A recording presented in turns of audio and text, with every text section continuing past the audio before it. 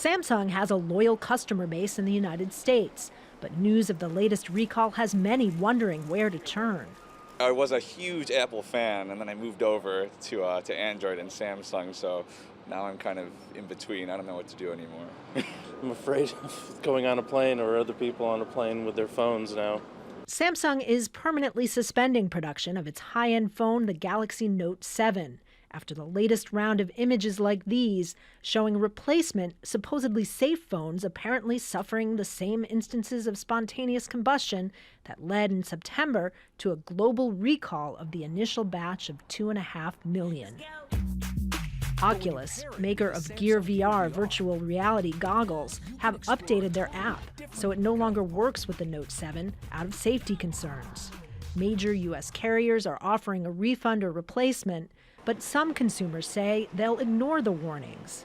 I do have Apple, but you can't compare that with Samsung. Really? Samsung has the best camera pictures, everything. The announcement comes on the same day Samsung's lawyers are arguing before the Supreme Court, hoping they'll overturn a lower court's decision that found the company guilty of patent infringement for using design elements from Apple's iPhone.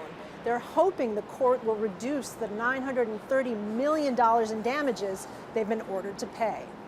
With new smartphones like Google's Pixel entering the market, consumers will need reassuring that the problems have been identified and fixed before the next Galaxy model comes out, likely in April. It doesn't make a good impression on us, obviously. As manufacturers race for thinner and thinner batteries, one expert says Samsung was just unlucky. It could have hit anyone who went for a new battery shape. And for each shape you build a new production line, and there is a certain probability that something goes wrong. The big problem with all these faulty battery issues is that you have very rare cases. So only once the mass production is there, you will actually see these rare cases. Rare but dangerous enough to launch 2 investigations in the U.S. and a $17 billion loss in market value for the world's largest smartphone maker. Kristen, Saloomey, Al Jazeera, New York.